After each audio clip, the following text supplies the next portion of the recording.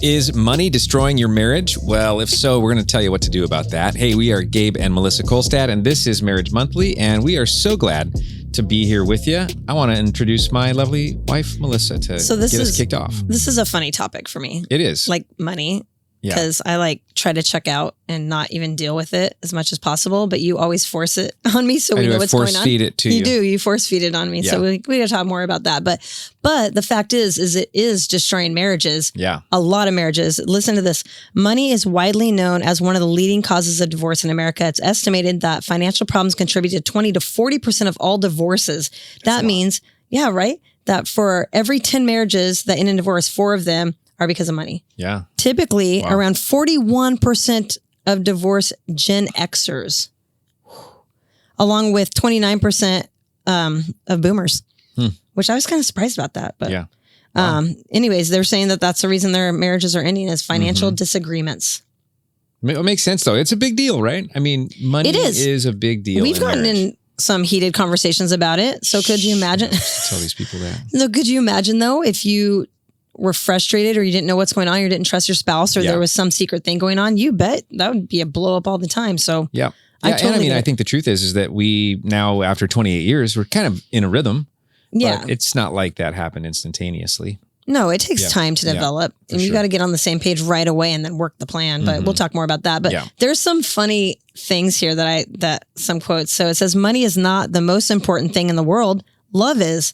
Fortunately, I love money, which I thought was funny. If you think nobody cares if you're alive, try missing a couple car payments. Right? Yeah. Good grief. They come after you. Yeah. 1. A bank is a place that will lend you money if you can prove that you don't need it. Yeah.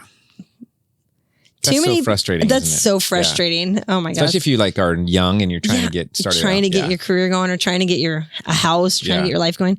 Too many people spend money they earned to buy things they don't want, to impress people they don't like. I love that one from Will Rogers. That's one of my favorite. A wise person should have money in their head, not in their hearts.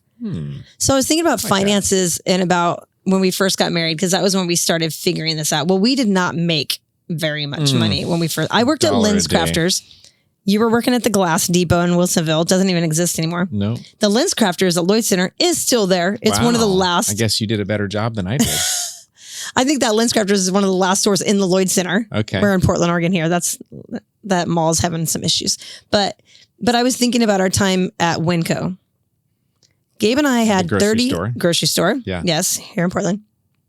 Gabe and I had $35 a week to spend on groceries. And we're not just talking dairy and meat and canned food. We're talking toilet paper, napkins, everything included. Because we only went to one store. We only went to Winco. $35 because it was the cheapest store around.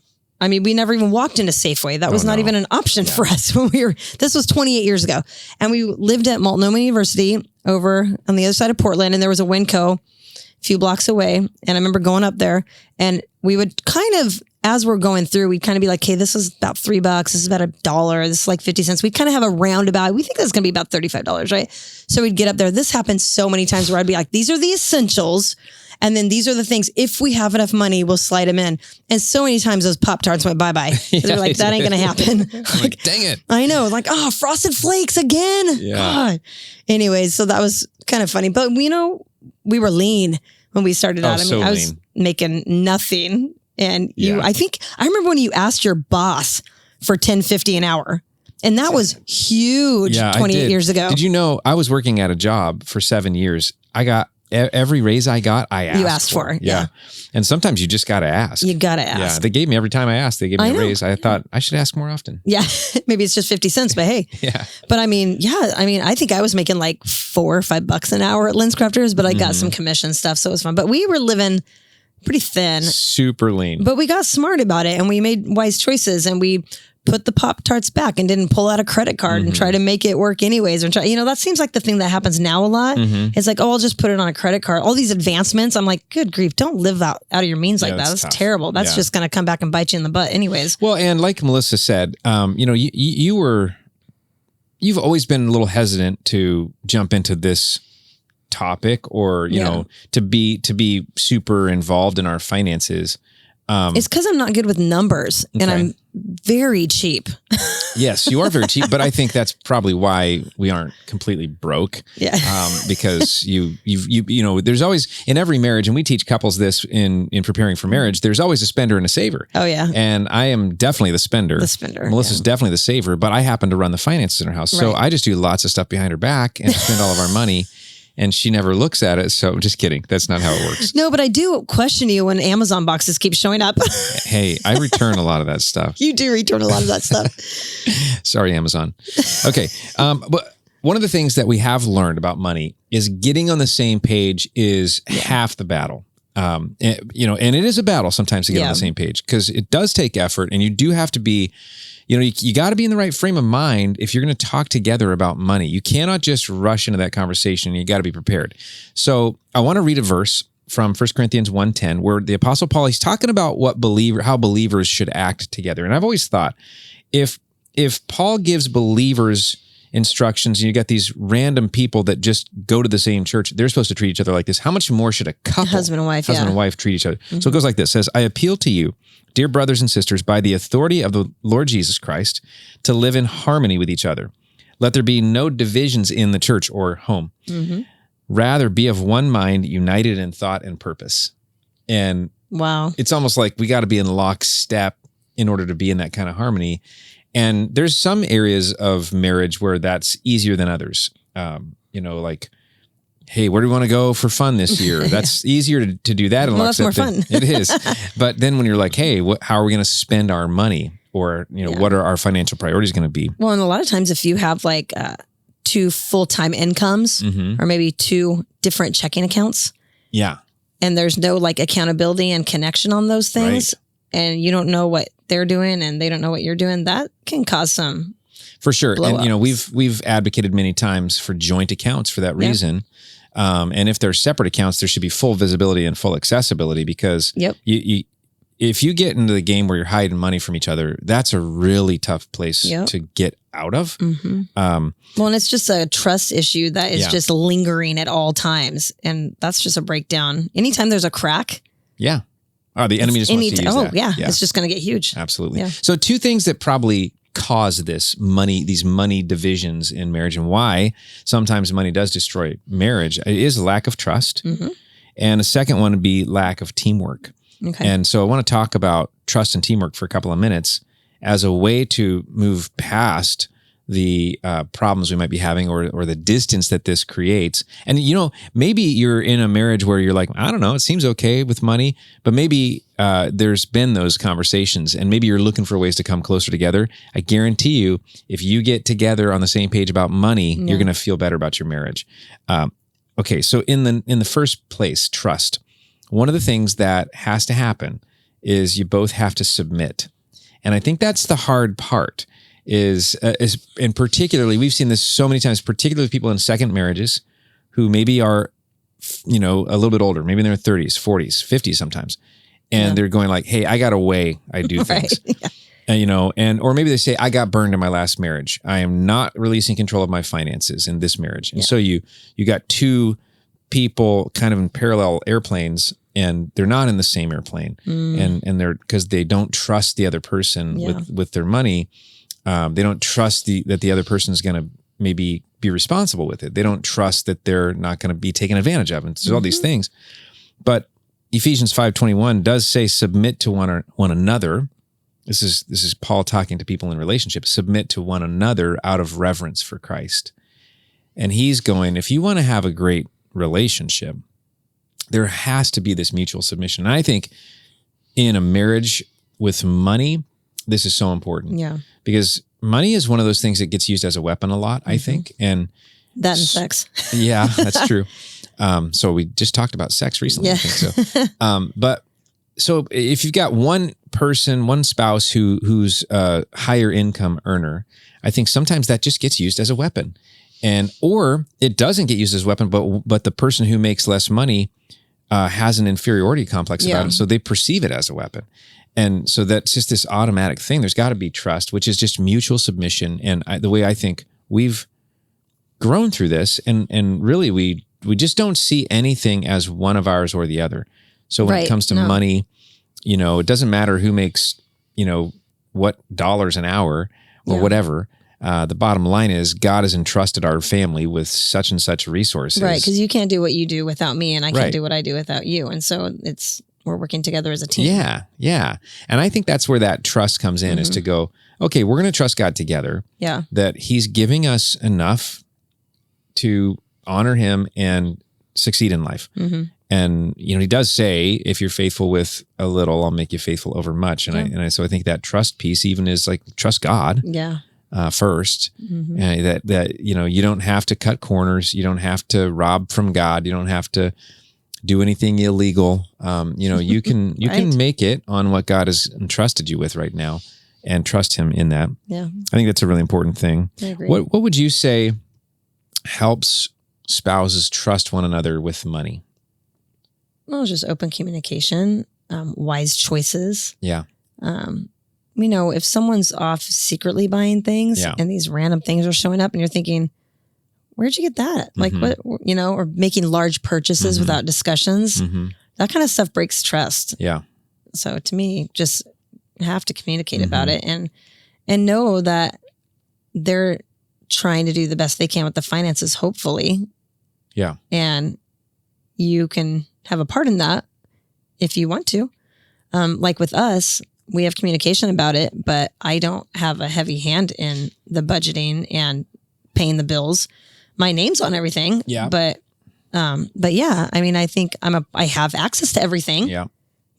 So there's no secrets. There's no hidden things. It's like we have one account and we work together. So.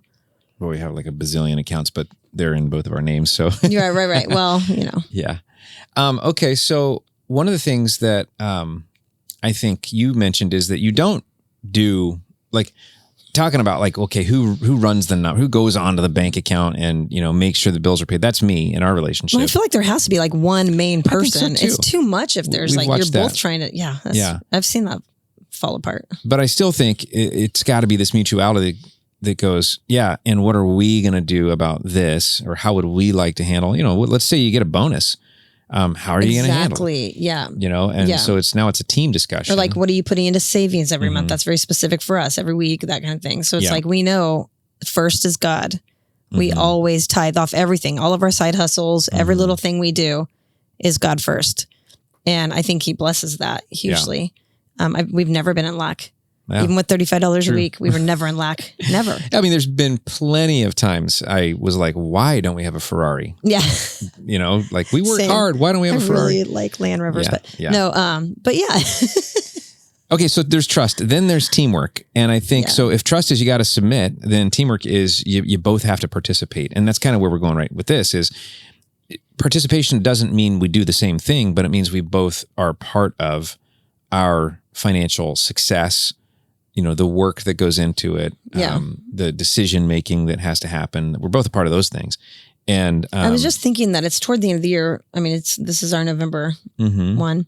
And I was thinking a lot of couples will get together before the end of the year and just plan out the budget for the next year. Yeah. What are we giving to God? What are we giving to savings? Right. That kind of stuff. And so that's kind of important thing to kind of get on the same page. Definitely. If things are changing or something like that, Yeah. And that's probably a good point is a good trigger to have conversation is when something changes, whether it be an income changes, an expense, big expense changes. We'll talk more about that. Yeah. I want to walk through like a few ways that we can team up. Yeah. So here's some practical ways to team up. One is to dream together, and kind of like you're saying, ideas like, well, what would we like for our finances to look like? What kind of generosity do we want to include? Right.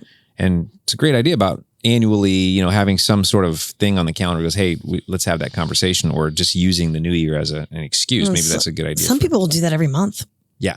They get together every month to work through the finances. Yeah. And the more complicated they are, the more time you got to invest in that. Well, especially if you're both contributing. Yeah. A lot, for sure. Full-time jobs together. Yeah.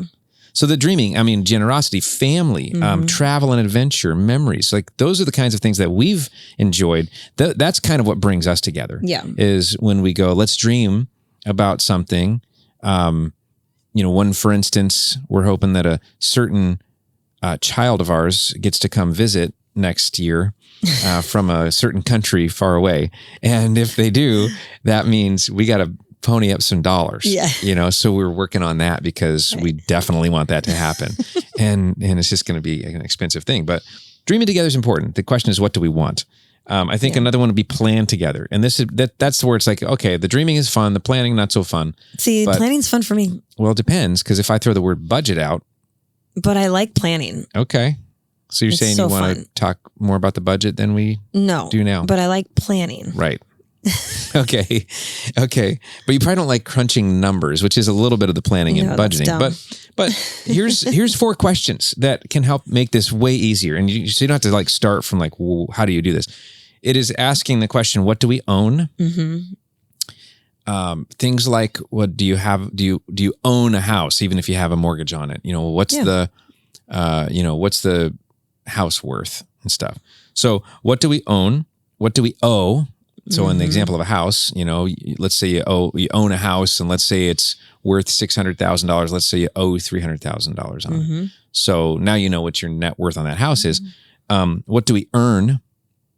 And I mean, to the penny, this is important. Everybody better know this. Yeah, to the penny, it should be known, and it should, and you should track this. And then where does it go? So what do we own? Yes. What do we owe? What do we earn? Where does it go? It creates a nice little Dr. Seuss rhyme. Isn't there a thing that Caleb's been using that helps show you every place your money goes? Mm-hmm. There's so many. I mean, there's a lot of apps. It's really interesting because it's shocking. Because he'll say he'll look at it once in a while and be like, a lot of banks, their app will do this for you, little graphs and stuff, just to say, hey, you're spending a lot on coffee. I think I would be shocked to actually have a breakdown of where I'm going and what I'm doing. Yeah. I know I don't have it either, but good for Caleb. Yeah, way to go. So dream together, plan together, do together. I think this is really important, to do things together, run the play. And we talked about that. Melissa mentioned it when I said, well, what establishes trust is running the play together. And we actually, for us, one of the reasons why this has not been a high conflict area in our life is that if something's going to change, then we adjust together. That's the 4th thing that I was thinking about. Mm-hmm. But to do together is we just run the play. So every week it's the same amount of money that we're going to take out for entertainment. Right. It's just, we've just same amount decided. Into the savings account, same amount. There's not a lot of surprises. And I know that might sound, you might be like, oh, that must be nice to not have a lot of surprises, but it's only because we do a lot of work in planning to make sure that we know what's going where. Well, what I notice nowadays is all of the monthly charges, you have the monthly, your internet, and you have the monthly, whatever, YouTube, whatever it is, Apple, all that stuff. And so, I mean, everybody should know what all those monthly charges are coming out. Yeah, absolutely. Because otherwise you get shocked. Yeah. And if you do trials, cancel them. Oh my gosh, I have messed that up so many times. I know you have. So have all my kids. I'm like, what is this? Yeah. Free trial. Yeah. It's why did I have to give my debit card? $200. Yeah. But you got to know all that kind of stuff, right? So, I mean, think about the budget, where's all your money going? Yeah. Well, and so then, okay, dream together, plan together, do together, adjust together. Here's one example of for us adjusting, which was kind of, I mean, I made kind of a big deal out of it. Maybe I shouldn't have, but... Are you going to throw me under the bus? No, not at all. What? But we had an increase in one of our subscriptions, like you just mentioned. And it went from when we started, it was YouTube TV. When we started, it was that was ridiculous. $30 a month or something like that. And then it went up to $75. Yeah. And we were both like, that's a lot for... Because, it's not like we have one TV subscription or whatever. We have several. And so you add them all up. It didn't make sense. So we kind of went to town trying to figure out how to save money. I sacrificed. She sure did, because now there's 14 buttons you have to push to get to certain things. No, I went to the regular TV. We got an antenna. 2, 6, 8. Yeah, so now there's the foil wrapped around this thing on top of our TV. No, there's not. But it's pretty cheesy because when it's windy, I lose connection and it's hilarious. But the good thing is we still have Hulu and Netflix, and I've been binging Suits, so I'm okay. But it feels nostalgic to me when you get to go over to the TV and smack it on the side, and move the antenna around, because I literally do that. Yeah, yeah, I don't love it. Brings back good memories. Yeah. Anyways, but saving $75 a month is awesome. Good. Yeah. So we adjust together. So I mean, I'm just trying to paint the picture of how do we have teamwork with money, and I think the bottom line is both of us have to participate. And it, in like everything with marriage, you bring your strengths. and you're not doing the finances because you don't like numbers and it wouldn't make sense for you. I don't know how I graduated. Literally. Well, I don't like lots of stuff about actually running the play. Yeah. For instance, looking for the right plane ticket for our son to come home next summer. Yeah, that's my baby. I don't want to do that. That drives me crazy. That's so fun. So I'm glad. And I think if we could just look at the tasks that are involved in money and go, well, what are you attracted to? What really is difficult for you or repelled from, that you don't want to be a part of?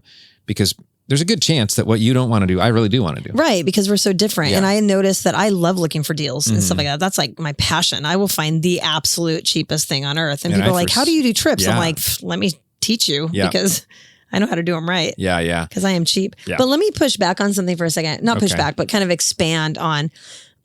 It just popped in my head when I was talking about the YouTube TV and that kind of thing is when you are struggling with money, you need to figure out what to cut. And it's got to be that kind of stuff. You shouldn't have 5 subscriptions if you don't have food on your table for sure. For your children, clothes for your children. If you have no margin at all, figure out what to cut. And there's plenty of spots that are just frivolous to me that people have that I'm like, that is not a necessity. Food and clothing is, shelter, your rent.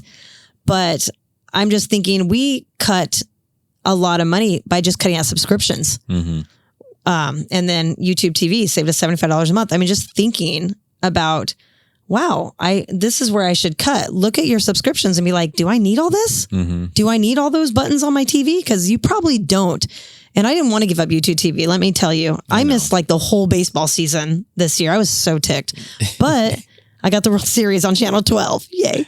But anyways, but yeah. But that is true because the problem with that is that there's going to be a sacred cow or a pet thing. Yeah, I can't give up Hulu because the Kardashians are on there. And which maybe you don't have to. If it doesn't, if you can achieve all of your goals with those things, that's great. But I think what you're saying is sometimes you can't. And you gotta look at it again. You gotta figure out how to cut. If you can't provide the basics for your family, then you need to look through your budget and cut some stuff out that is not necessary. That's just my point.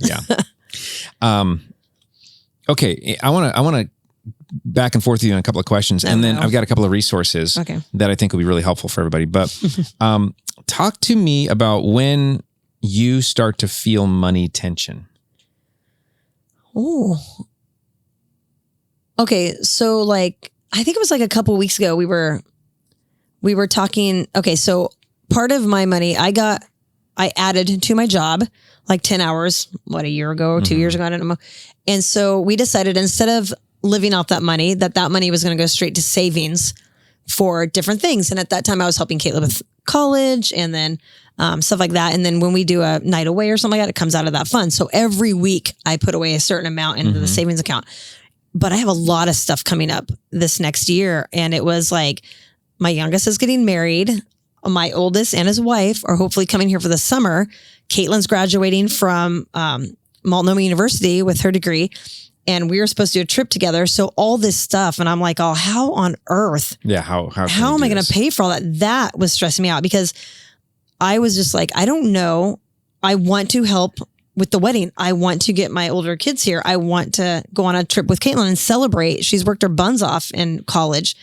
And so all these things, and I'm like, what am I going to do? And I also want to do a trip with you. Yeah. Because I love when we get to go away. And so I'm thinking, I don't know if I'm going to have the money to do all this with my savings every week. So, and you were like, well, let's talk about it. It was one of those things. And so we Which you didn't want to. I didn't want to because I avoid the financial. That's hilarious that we're having this conversation today. I hate it. This is actually her idea, just so everybody knows. Yeah, it was. Yeah. They usually are, but... They are. But I'm just saying, because you're so good at finances and you keep us afloat and you're a great provider and you're trustworthy. And so that to me is why I want people to know this kind of stuff. And I know the basics on how to be wise.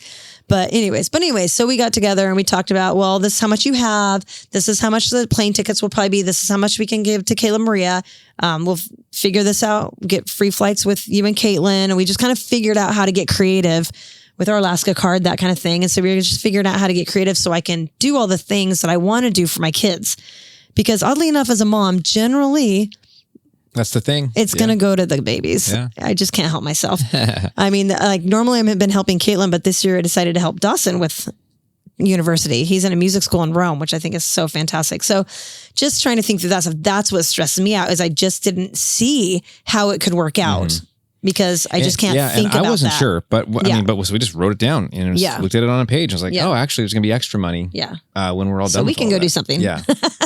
So, And I think that might be something because I wonder how many financial fights could be avoided if we would just go, hold on, let's just look at the numbers. Look at the numbers and put it on paper. Yeah. Like maybe, cause like I'm a visual person, it's like put it down. Like this is what it looks like. And be like, oh, well then I don't need to be freaking out about this. So anyways, yeah. Well, I think that about covers what we wanted to cover, but I do want to give a couple of resources. One of them is called I Was Broke, Now I'm Not. Oh, so good. It's a book. It's a website. Joe Sangle, IWasBrokeNowI'mNot.com. It's so good. I mean, it is like money management for dummies. Seriously. I love it because it's so simple and they got all these tools and all this downloadable stuff. So IWasBrokeNowI'mNot.com.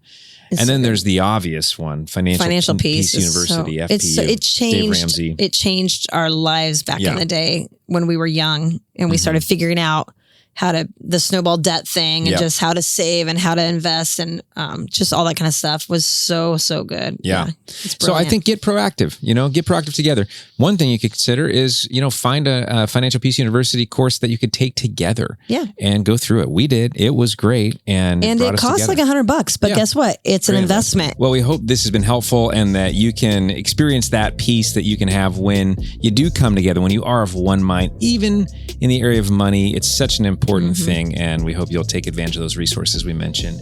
And we hope that you'll like and subscribe and share this content. Get this out to as many couples as possible because we know that our passion is healthy, lifelong marriages. So keep on listening, keep on coming back. We'll see you soon.